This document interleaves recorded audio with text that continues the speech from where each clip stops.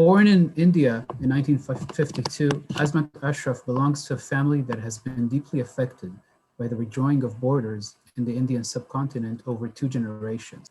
He has twice been forced to flee from conflict zones and has spent the best part of his life in search of a home.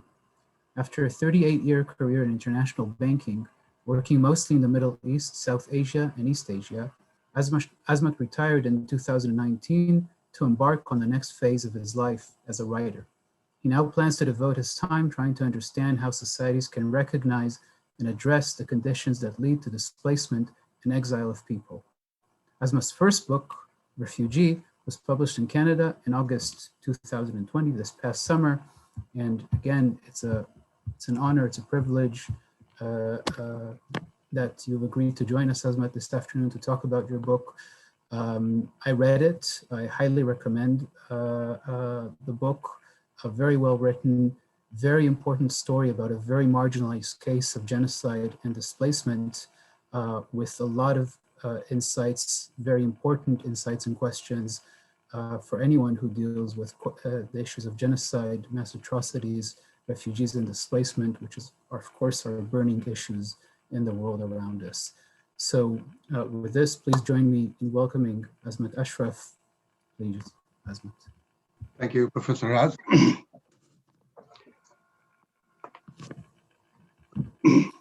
Professor Raz, students and faculty members at the Stockton University, good afternoon to you all. Thank you for inviting me for this discussion today, and thank you for being here. I'll start the discussion perhaps with a question for you all, which is, are we cursed? Is the human race condemned in some ways? Do we always fall prey to racism and bigotism? You see, in recent history, the enormity of the Holocaust is probably the most sobering example of the consequences of bigotry and prejudice, especially when such a thing is weaponized or institutionalized by vested interests.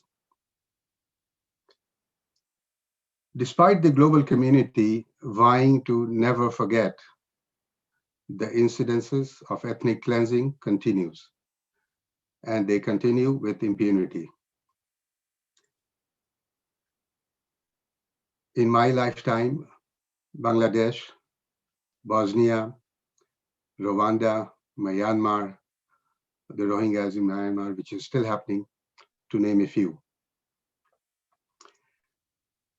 These events tell us that mankind has learned little from its follies of the past, and much more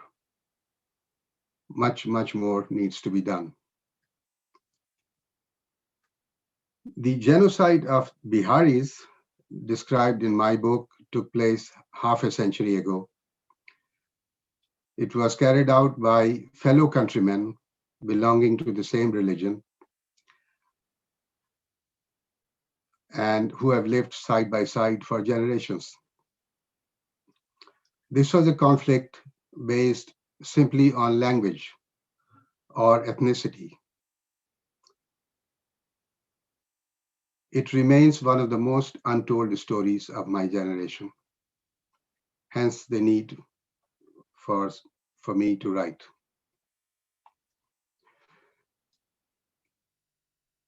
This is the book, this is the cover page of the book, Refugee. Basically, it's a memoir of one family, a family's search for a home over 3 generations. My personal journey, if you will. The story is largely around 2 historic events in the Indian subcontinent. First was the partition of India in 1947, when the British left and India became independent, but not 1, 2 countries. Then the second being the violent birth of Bangladesh in 1971, which broke Pakistan in two parts. Together, these two events altered the course of life for millions in the Indian subcontinent. For the Ashraf family, my family, lightning struck twice. We were uprooted on both these occasions. As one who survived, I went on to spend the next 3 decades of my life in search of a place that I could call home, a place of safety for my next generation. If I may, I will use the images from this book to take you through my journey.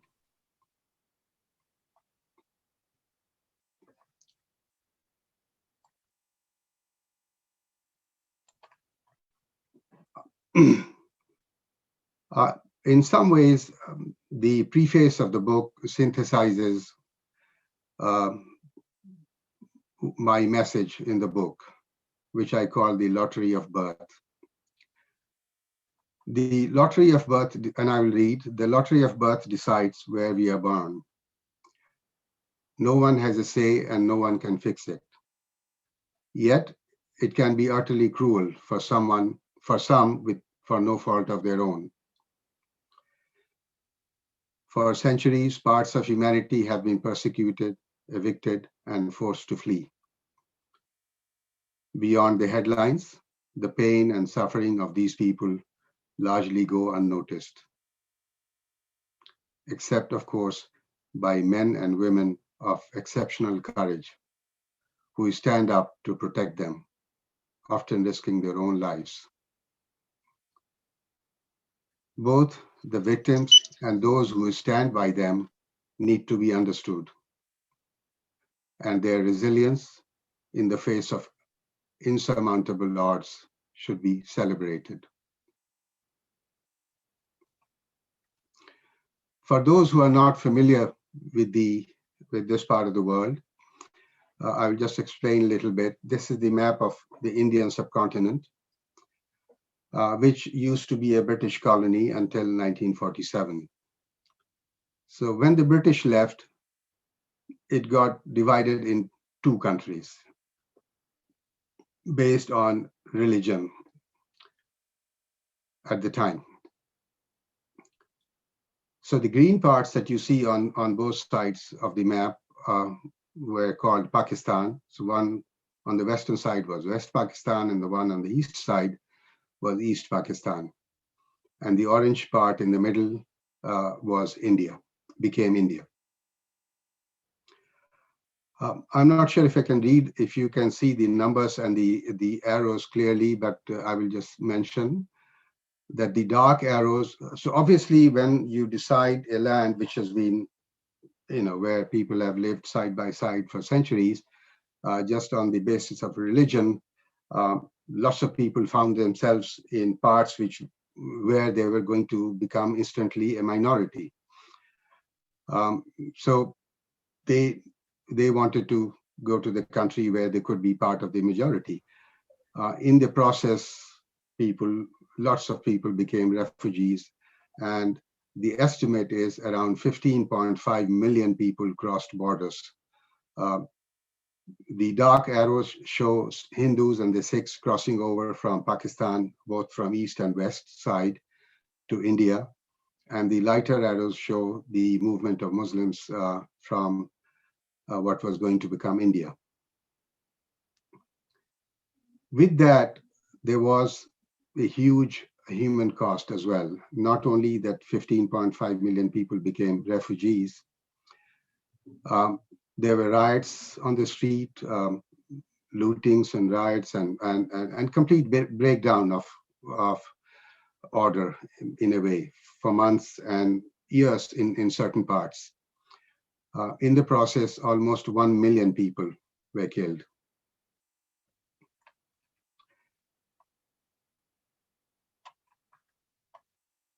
This is a picture of overcrowded trains, going from one part.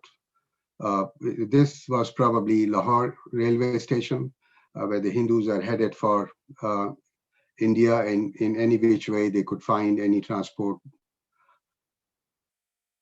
And this is another picture of people crossing the border on foot, on bullock carts, on any means of transport that they could find. It was as if the entire humanity was on the move.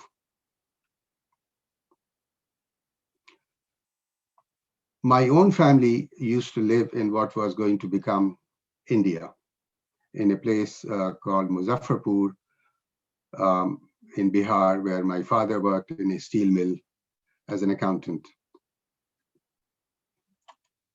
So my parents didn't move immediately. They did not go with those caravans, and they stayed back. But year after year, riots would come back. And for a while, it seemed like his town was not that affected until it became like an annual ritual that you will have, every now and then riots will break out. And it took the death of my older sister, who couldn't reach hospital because of curfew due to riots. That is when my father decided that his family was not safe in a Hindu India. So at the age of 1, my own train journey took place in my mother's lap in 1953.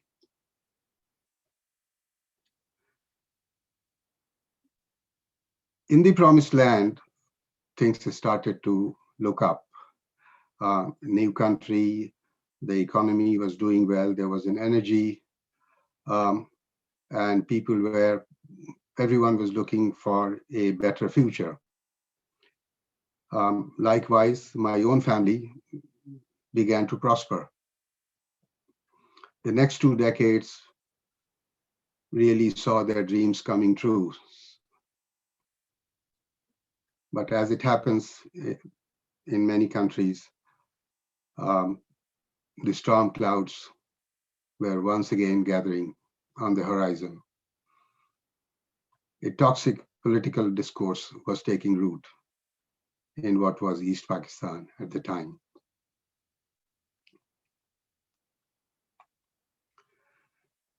This is the last family picture we took in 1970,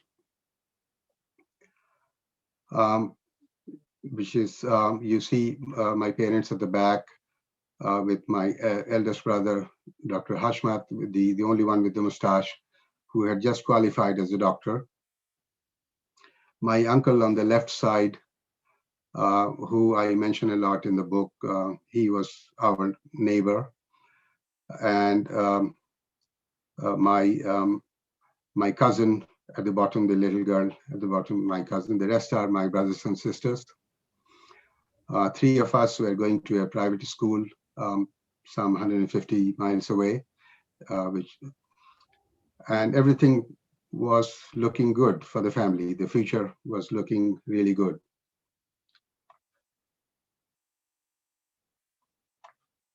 But barely 3 months from that picture, East Pakistan, our adopted homeland, plunged into a civil war. The Bengali-speaking majority wanted to break away from the federation. The Urdu-speaking minority, to which I belonged, they were terrified with the prospect. They wanted to stay in the federation,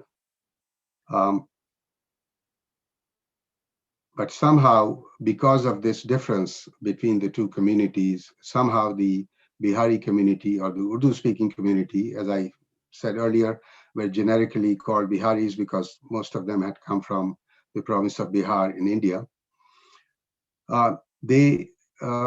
Since they were, politically thinking of, staying with but they were not organized, and they were not sort of taking on the majority in any way. It's just that their hearts and minds belong to the federation. For that, and for that alone, they became scapegoated. I mean, they became the scapegoats. The majority of the people saw them as people who stood between them and their independence movement. And when the politics started to go downhill, and elections took place, the party which came into majority overwhelmingly was a party which wanted provincial autonomy and all that. And for some reason, the politicians in Pakistan, there were a lot of misgivings that they had, and eventually the two sides could not agree, and the winning party in the elections, they were not given the chance to rule the country, and that's when they really broke ranks with Pakistan, and almost a civil war started. My community also were largely economically successful people, as it happens with all minorities. They work hard to build their lives, and so were they. But their economic success, for some reason, also became, in a way, a reason for their for the anger, apart from the fact that the majority people saw them as maybe fifth columnists amongst themselves. So in the Civil War, almost 250,000 people, there are no counts ever taken, but almost 250,000 out of a 750,000 community were killed. They were killed by people who rebelled against the state, people who were in the police, in the paramilitary primarily, but also the political operatives, the political parties who were in power, who were vying to come in power, while their neighbors and friends looked on at best, or were complicit in their murder. Many of them showed their homes, and many of them guided those murders. Even those who had done everything right to assimilate in that society by marrying into that community, by going to Bengali schools and learning their language, spoke their language fluently, even those people were not spared. I mean, we had neighbors who had married into the other communities, but he was killed. Other similar families, they had the same fate. I mean, as a whole, there was a complete rage and blindness in the entire madness. As a result of all this, a new wave of refugees took to the roads. Here is a picture of Bengali refugees crossing over to India, fleeing what was an army action by the Pakistan military trying to take control of the country. Ill-advised, but that's what it was. Rather than find a political solution, they went for a military solution. And here is a picture of the survivors of my community in detention camps after the fall of Dhaka, when the country became independent. Notice there are no menfolk in the picture because most of them were killed by then.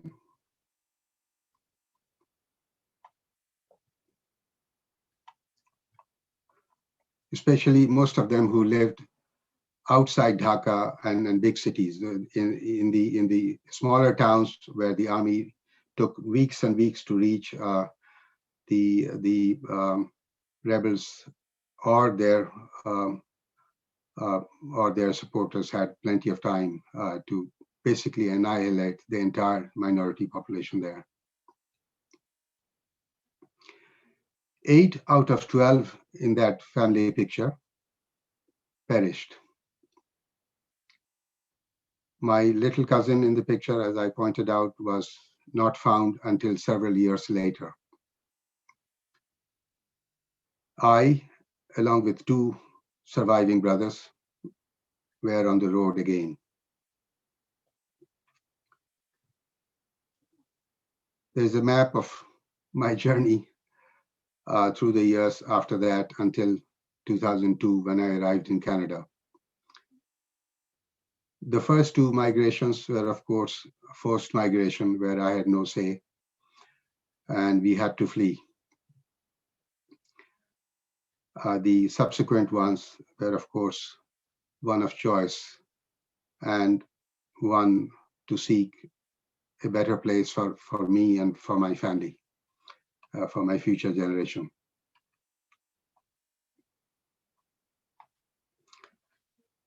This is a picture of the three surviving brothers in 2005 in Canada.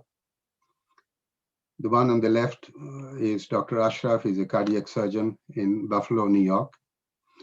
The one in the middle is Shahid, my younger brother. And the one in black sweater, in the dark sweater, is me.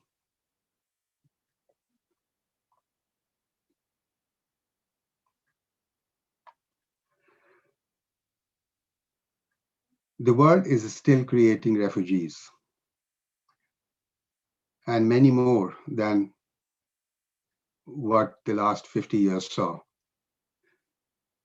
According to UNHCR data, as of December 2019, there were 79.5 million refugees in the world. The way things are, combination of conflicts, food shortages, and yes, climate change. Together, likely they will increase the number of refugees in the coming years. This book narrates the experience of one family caught in upheavals in one part of the world. This story will be repeated again and again. By writing this book, my hope is to bring some understanding of the sufferings of uprooted families anywhere who are forced to leave their home. They could be coming from North Africa, Iraq, Syria, Venezuela, Guatemala, anywhere, literally. So in some ways, I expect this story will resonate with millions of other refugees in the world today.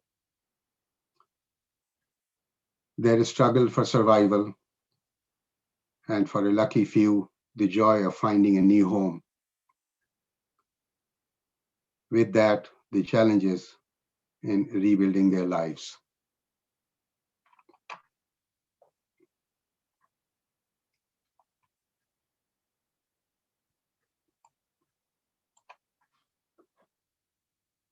I will end this part of the presentation with a poem from anonymous Native American poet. When the blood in your veins returns to the sea, and the earth in your bones returns to the ground, perhaps then you would remember that this land does not belong to you. It is you who belong to the land. Thank you. Thank you very much, Azmat. Would you like to read a part from the book? Sure, yeah. This is from chapter End of a Dream, page 109. Shahid and Iqbal. Shahid and Iqbal had been sneaking out at night to rendezvous in the yard behind the empty shops near our home. They would exchange information and try to bolster each other's morale. On the night of April 11, they met for the last time behind those shops. Iqbal told Shahid that he preferred to die with his family. Sick and tired of being on the run and fed up of hiding alone, Iqbal had begun to lose all hope, especially after he found out that father had been killed. There is only one end for me, he said calmly. Everyone is looking for me, and I know they would not rest until they find me. Maybe if they find me, they will stop looking for you guys. Maybe their thirst will be quenched with my blood. Although he did not say anything about father's death, Shahid could read that all over Iqbal's face. Defiant and no longer afraid of anything, Iqbal had lost his will to live. He urged Shahid to go back to Lal Chacha's house. They are honorable people. They will do anything to protect you. For God's sake, stay with them. Stay with them until the army reaches Thakurgaon. They are already in Sayedpur, barely 40 miles from here. I heard that on the radio today. They hugged each other. Then Iqbal turned and disappeared into the dark. As Shahid walked back towards Lal Chacha's house, he knew Iqbal was hiding something. He was hiding something from him. But he shuddered to think what it was. Had something terrible happened to father? What was next for the rest of the family? He knew well that Iqbal, due in part to his reputation as being good with a gun, had always been a prime target. He could no longer trust anyone to protect him and had nowhere to run. Sooner or later, they would find him. Suddenly, Shahid had the urge to turn back and to run towards his brother, to hug him one more time. He stopped to look back, but couldn't see anything in the dark. Iqbal had melted away.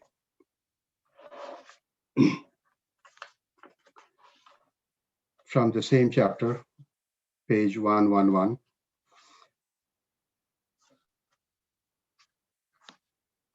Until that night, Iqbal had never disobeyed his father. Neither had his brothers, Zahid or Sajid.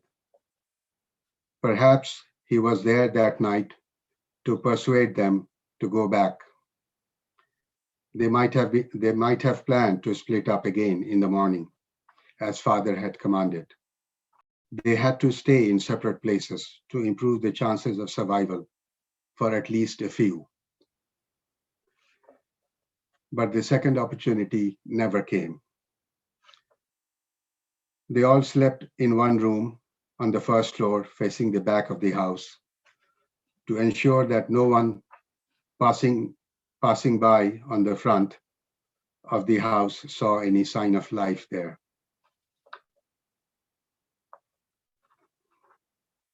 Later that night, Iqbal tiptoed through the living room in the front portion of the house to take a stock of things. The road in front was deserted, not a soul anywhere. Chokamia's house next door was empty. Their family, like everyone else's, had fled to their village. Muharir's house on the other side looked deserted too. There was no sign of life in that town. Where had they all disappeared? Then he recalled he had seen some movement in Muharir's house earlier that evening. From the window of the empty living room, Iqbal could see a portion of his own house less than 300 meters away. The annex on the right side of the lawn, clearly visible in the dim moonlight, along with the lychee tree next to it and the mango trees behind it. Would they ever live in that house again? Would he ever be able to play with his brothers again under those trees? He asked no one, and no one had the answer. Except for the howling of the stray dogs far away, he heard nothing. No one seemed to live in that town anymore. Go back to sleep, beta. Iqbal did not know how long his mother had been there with until he heard that voice. Remember, Ammi, before that annex was built, we used to cross that ditch to go to the clubhouse.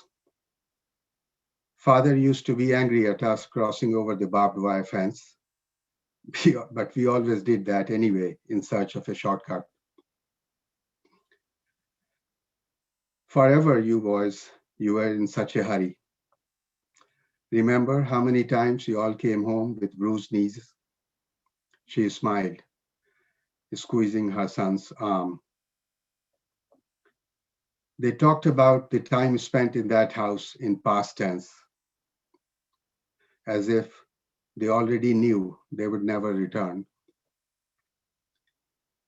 In the dark, Iqbal could hide his tears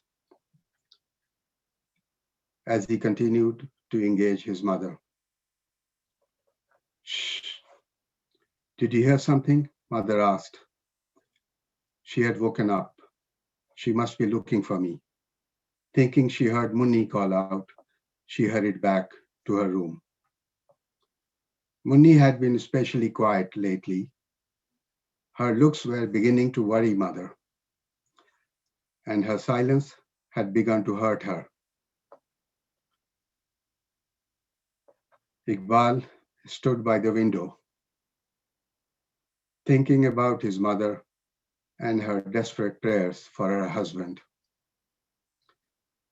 How would she cope when she finds out that father was no more? How would she cope when she finds out that father was no more? He was angry with the head clerk uncle for turning out Zahid and Sajid, despite his promise to protect them. But there was no one he could complain to. Lifelong ties had been broken and friendships betrayed. Iqbal's faith in everything was shaken beyond repair. Thank you. Thank you for the talk and for reading parts from the book. Before we start with the questions, I myself just want to raise an issue that maybe we could address later on. I'm particularly interested, Azmat, in the fact of a society that breaks down so quickly, as you describe in the case of East Pakistan, Bangladesh, right? Of neighbors and a community that has been assimilated in some cases quite successfully, even in cases of marriage between Biharis and Bengalis. And this is maybe something that we can address later in the discussion. How does social breakdown happen so fast? Is there anything from the experience of your family, yourself in your town in East Pakistan that somehow gave any signal about something like that or not? Is it inevitable?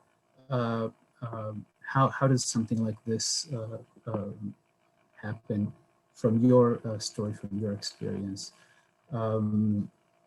But I do want, we have questions from our one of our master's students in the Holocaust and Genocide Studies program, Jean-Paul Iranzi, and perhaps others. So Morgan, maybe we can begin with the questions. Yes, of course. So Jean-Paul has a question. Jean-Paul, do you want to unmute yourself and ask? I believe you had two questions. Do you want to go ahead and ask those? First of all, I want to thank Azam for his book. This is very interesting, and the issue of refugees is not stopping at all. So I have two questions. The first one is, how do you relate this case of India to that of Myanmar? For Rohingya ethnic group. So Rohingya, they have this historical background, which says that they have background in India, and all this started under the British colony. Is there any relationship between your ethnic group to this of Rohingya? Historical background. At the same time, how do you relate these atrocities targeting the two ethnic groups? The second question is, we see most of refugees who are being displaced, they are from marginalized ethnic groups, or they are from minority groups.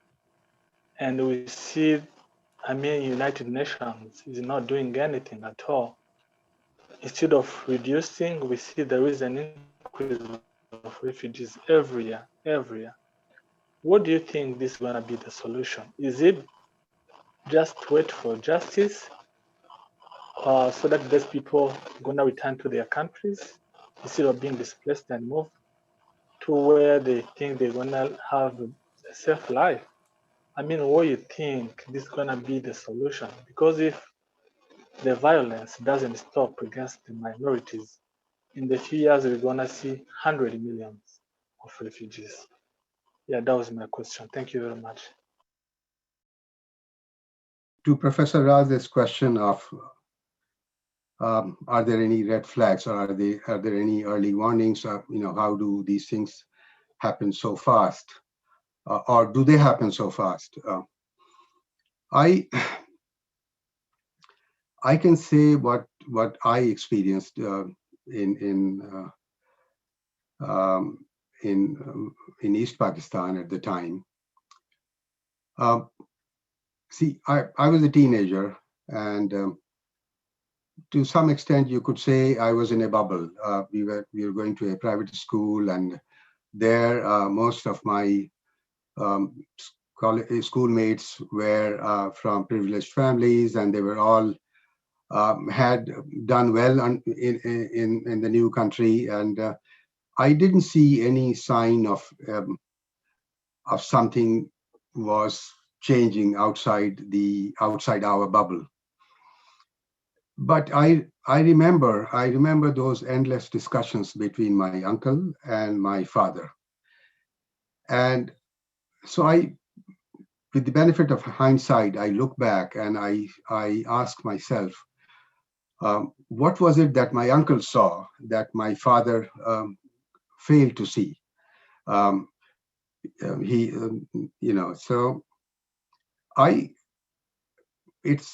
the answer could be in two places. One, that for people who actually reach out and make friends in the other community,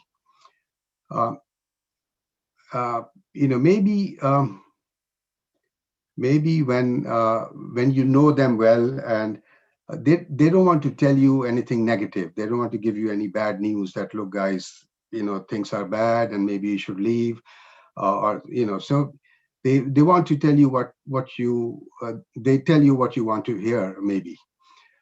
Not because they want to mislead you necessarily, but they don't want to hurt you sometimes. So maybe that is why somebody like my father, because if I was, with hindsight, I could say that I would have seen all trouble coming, months ahead. But my uncle, he saw it, and he knew that,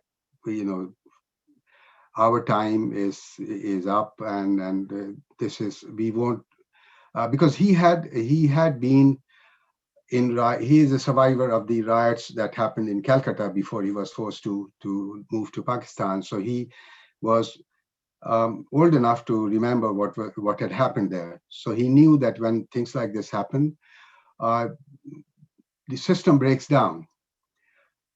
See, the end of any racism, in my mind, the end point of racism and bigotry is genocide. But genocide doesn't happen. It doesn't happen every day. But it happens when we give it enough room to grow and prosper. See, today you see it all the time in the sham democracies of the third world. The easiest way to win an election is to blame a minority, pick any minority, or people who are defenseless, blame the weak. They can't do anything to protect themselves, and it's fair game for the majority after that. And this is where I go back to my initial question: that is the human race really condemned? Do we always fall prey to bigotry? I don't know the answer to all that, really. I mean, maybe it's people like you who study and research in such phenomenon around the world. You can bring your understanding to the table. But I will link it to the question that Jean-Paul asked. Why target the marginalized communities? What is the solution? Is it justice or what? I think by the time it happens, it is too late. It is too late anyway. I mean, people have been killed or made homeless. By the time the Red Cross arrives or the UNHCR comes, the disaster has already taken place. I think where the answer lies is probably for the civic society to work with each other, to prevent something like this happening. I think prevention is what is required. With regard to Jopal's question on Myanmar, Rohingya refugees, are they somehow connected? I don't know whether this is connected to the history of the British Empire. Probably it is. A lot of bad things in the world are connected to the empires. Not to say that they were necessarily evil or bad, but they were artificial. They had created artificial worlds to exploit those economies for themselves. They had, I mean, today's Africa, for instance, all the countries in Africa are not in their natural boundaries. They were drawn up by the big European powers in the 1850s. Similarly, I mean, when I was born, I think there were around 108, 107 countries around the time I was born. Today, there are 200 plus. So the borders will keep getting drawn and redrawn. And whether it will be as a result of people's inability to live with each other or people's choice to live with whoever they want to live. But all that, in my mind, can be achieved without a genocide. You don't have to do any ethnic cleansing like it is happening in Myanmar today. So that is where I stand. Thank you, Azmat. We have a few more questions, and I want to, one from a student and one from one of our professors that I want to skip to because it kind of follows what you're saying here about prevention. Dr. Morris, did you want to vocalize the question you put in the chat? Just as you were speaking, about civil society at the end of your answer to Raz's question, I was just kind of flowing as you're talking, but I was thinking like, but how, right? How do we motivate, empower, and activate civil society toward prevention? Particularly because it seems like there's always a powerful segment of society that is either like willingly participating or at least ignoring the actual going on, right? I think it's a great question. And This is why we need to understand this thing much more than try to apportion responsibility. Because when such things happen, really, if you look deep down, no one single individual is responsible. The breakdown in the social fabric happens because a lot of things go wrong. And there would be many parties if you do a research of that. I think, first of all, to start with, you need to establish facts. I think truth is what you need before reconciliation. For you to have a reconciliation, you need the truth. In today's world, we are probably much better placed than we were in the 1930s and 40s. There are lots of things in our favor. For instance, today we live in a global village. We are connected to each other through technology, and we can instantly reach other and fact check a lot of things that the demagogues or the people who let out to stoke fear amongst people. So we can fact check them. We can reach out to each other. And also, I think we need to strengthen some NGOs. I've heard of some NGOs working on preventions, like there is one managed by, I think, David Miliband in UK. There is a Center for Pluralism in Ottawa, Canada. And I think their job is to bring greater understanding within communities. So that needs to be proactively worked at. When we were young, I remember we used to, so I'm a Sunni, for instance, and within my religion, there's a Shia and Sunni, and today the Shia-Sunni divide is really horrible.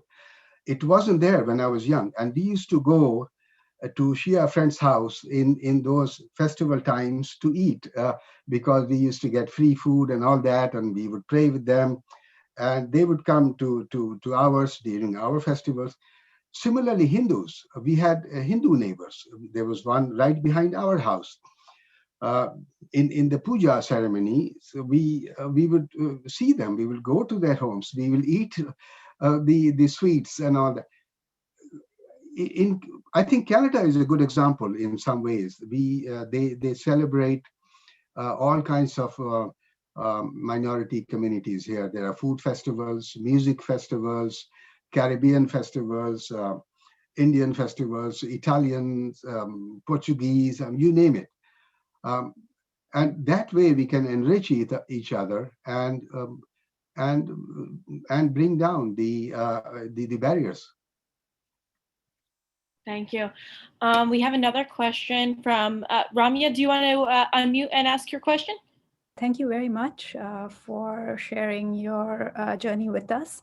I had two questions. One, I was wondering if you could talk a little bit more about your journey out of Bangladesh and how your family and you made it out. I'm asking particularly because maybe you can reflect a little bit about whether your journey would have been possible now that so many international borders are closing down to refugees. And as a former refugee who perhaps did make it out, what you might say about these closing borders. My second question is in relationship to what is happening in India now. I don't know if you followed the Citizenship Amendment Act, in which, to my mind, is directly countering the refugees from Bangladesh. So perhaps has a direct impact on communities like yourself. And if you're still in touch with larger communities, what has been the reaction in the larger community and also in Bangladesh to this destabilizing effect in the subcontinent? Thank you. To your first question, how did I make it out, and would it be possible to for everyone to, or would it be possible for others, or would it have been possible for me if it was today, of what's happening around the world? I was lucky. I was lucky in many ways. First of all, my elder brother had just qualified as a doctor, and he got a job and moved to UK. From there directly he went to UK, and he was able to sort of get us out of there. But then there were a lot of other very, very good people who helped me in many ways. I think of the person who helped me make my passport, for instance. Then I think of the visa officer who could have denied me the visa because he knew that, you know, I had no qualification to go to UK, and how would I survive there, and things like that. So in whatever I am today, I am due to kindness of many, many people around me. But the most exceptional amongst them was my own brother, my elder brother, who in a way completely set aside the next 5 years of his life for one and only one purpose. That is to make sure that he takes us out, one, and then to make sure that he gives us the best education possible. Without that, you know, I know of many families who were not that lucky. And I know of thousands of others who are still stuck in Bangladesh today in those camps where they moved to. That picture that I saw in the detention camps, they probably ended up in some camp and they're still there. And there are more than 200,000 of those people still in those camps, which belong to no country. It is true that Bangladesh has awarded citizenship to people who were born after 71. This is, again, second generation after what happened in 1971. So they are not that lucky, and I do not have a solution for them except to individually reach out to whoever I can in my own capacity. What is happening in India is a much bigger sort of topic. I'm not really qualified to sort of speak with any authority, but of course, I am of Indian descent, so I could see what's happening. We have lots of relatives there still to this day. You see, the borders that you see today, there was no Bangladesh at the time when the British were here. There was no India the way it is. So all the people lived wherever they wanted to live for whatever reasons, whether it was economy, relationships, marriages, or business, or they went wherever they wanted to go. Now we have these new borders, and there will be more borders after this. So some of these Rohingya refugees may be ethnically from anywhere, but they were in what was British colony at the time. So but it's sad to see India going backwards in as a society. Where will it end? I don't know, and I can only pray that that such things, because it can become a huge headache for the entire subcontinent, for everyone. So people of conscience need to sort of notice that and try and help the situation in whichever way they can. Our next question is from one of our MOG students. Amber, do you want to go ahead and unmute and ask your question? Of course. So let me see here. Do you believe that a strict class structure still exists in India today?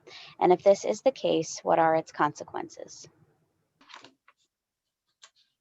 I think in the dominant religion, which is Hinduism in India, there are class structures, and it is well defined. And this is one that Gandhi tried to sort of do something about. He was a Brahmin, but he didn't want those people who came from the lower caste and yet lower. And then there was the lowest of the four castes are the untouchables. And he tried to bring that consciousness back in India, which was going to be a free country. And he was one of those who believed that with the class structure, India will not be a free country. But here we are, 70 years later. I think it is still strong and going. I just want to remind everyone that if you have a question, to enter question in the chat. But Azmat, I actually had a question about the book itself. What made you decide to write this book? Why now? And I was wondering if you could speak a little bit about what the writing process was like for you. Yeah. I think initially, I always wanted to write something or bring this story to the outside world, because immediately after what happened, one of the things that really hit me hard, just as much as the tragedy itself, was the immediate denial, as if nothing had happened. I mean, there was no such thing as Bihari community. Nobody was killed, and it's all a lie, and those kind of things. And that was partly because of what was happening in the country at the time. See, Pakistan was built on the basis of religion. Okay, so the people who established, who wanted Pakistan as a separate country from the Indian subcontinent, wanted it on the belief that it was, what they used to call two-nation theory, meaning Muslims were a separate nation from the Hindus, and their lifestyle and everything they is different. So they must have a separate country for themselves. But when in a Muslim country, half the population started to say that we don't want to be with you anymore, and we want to, to be independent, or the people in Pakistan, when they see after when there was an election in the backdrop of all this, which is mentioned in my book, and the transfer of power did not take place to a Bengali gentleman from East Pakistan who had won the election legitimately, and because somehow the people, powers that may be in Pakistan, powers that be, decided that this will break the country, and instead of transferring, making him the prime minister, the person who won the election, they tried to negotiate with them, buy time, while the population there became restive, and eventually it led to the riots started. And when the riots started, in answer to the riots, there was a military action. And so by then there was no outside world. There was no foreign press in Pakistan. This was the backwaters of the world. Nobody knew where East Pakistan was, and especially when the riots were taking place in the smaller towns outside the big cities. So even in Pakistan, they did not want to admit that the one part of the population was killing the other part, and there was this, civilian uprising. There was a civil war. They didn't want to admit that because they thought that the very basis of creation of Pakistan will be questioned. So that was the tragedy, that even in Pakistan, they were not speaking about it. Bangladesh, of course, wanted to sort of, when the army action took place, of course, there was a lot of brutality against the Bengali population. And by then, the focus of the entire world had shifted to what was happening to the Bengali majority there. So the story of the minority community, which was exterminated just prior to this, was completely overlooked by the entire world, including Pakistan, which hurt me really more than anything else. So I always wanted to write something about it. But initially, my goal was to be a witness to history. It was as if it was a debt on me from my family and friends and other people who had lost their lives. But after I saw the reception of my book, somehow the goalpost has changed, and I see this as a process of reconciliation within myself. I see this as a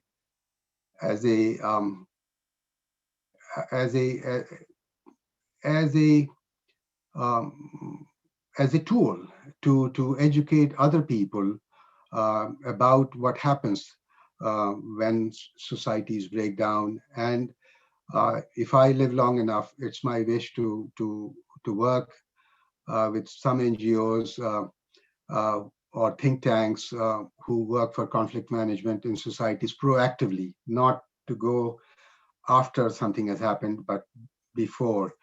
And I hear there are quite a few in the world. You would know a few with the subject that you study at Stockton.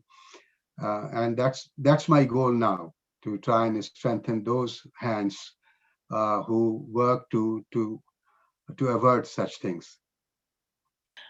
Thank you. And I think we can all say, you know, this is kind of topics that we often don't see in our mainstream media coming from the United States perspective. So books like yours and stories like yours are really important for us as a nation, but also within our program at Stockton, Holocaust and Genocide Studies.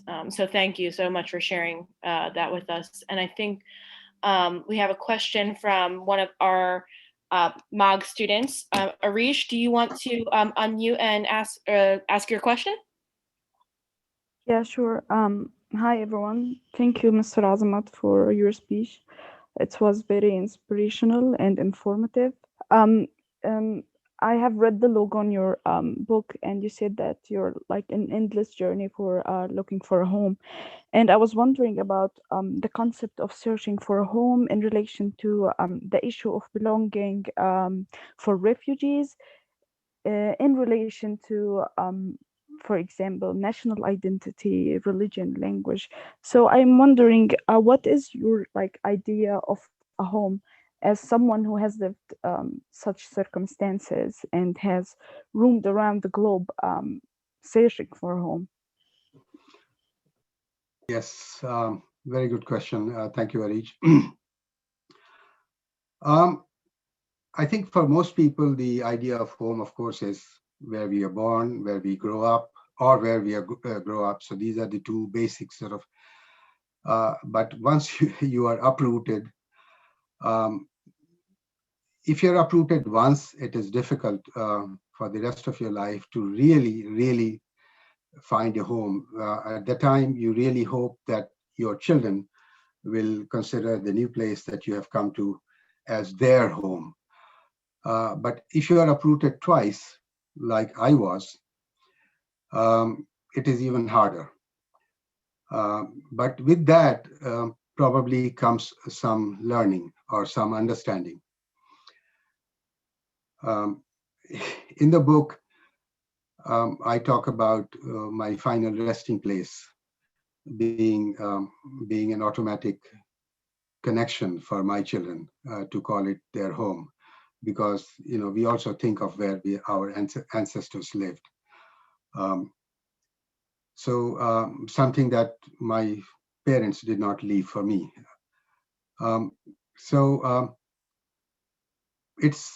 It's difficult if you're uprooted twice, but if you're uprooted once, you can make an effort. In that effort, the struggle for survival are twofold. One is the economic part of it, because you have to work hard to fend for your family and yourself. But there's the social part of it that you have to, because you're no longer back where I'm not in India anymore or in Bangladesh anymore.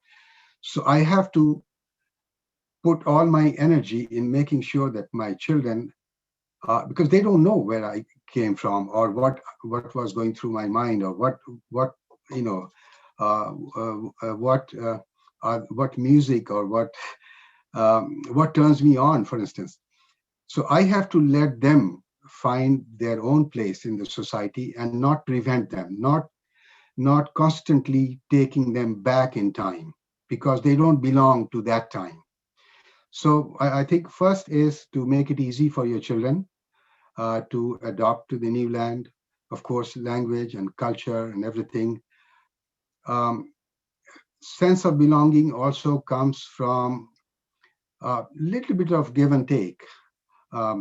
Taking, for instance, I would even say the way we dress, the way we eat, the food and everything. I love the Indian curry and all that, but I can't have it every day.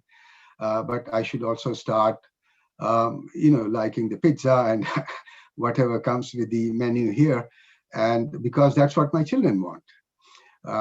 So I think not subjecting our children and our next generation to an imaginary world that I belong to is one step in that direction. I'm not sure if it's a complete answer, but this is like one part of what you could do. Thank you for the questions. I think also the very important questions in this last question, Raj, I really think touches on the key issue of belonging. And I mean, the way you answered it, Azmat, also raised some very important questions about memory, the limits of memory, because you were talking about a forward-looking approach, right?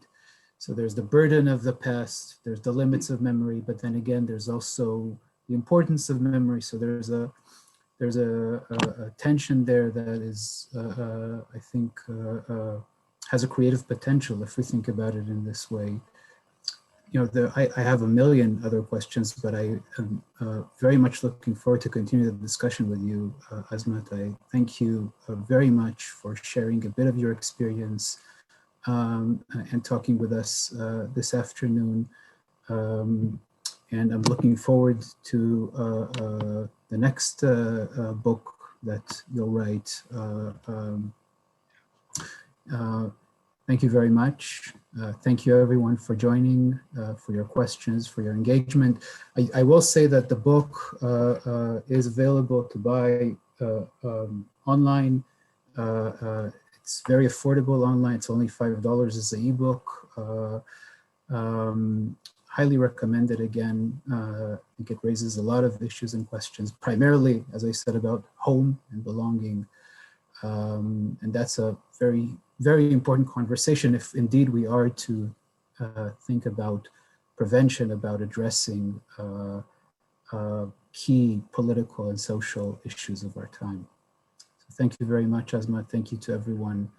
Stay safe and have a good evening, good morning in other parts of the world. Thank you very much. Thank you. Bye-bye.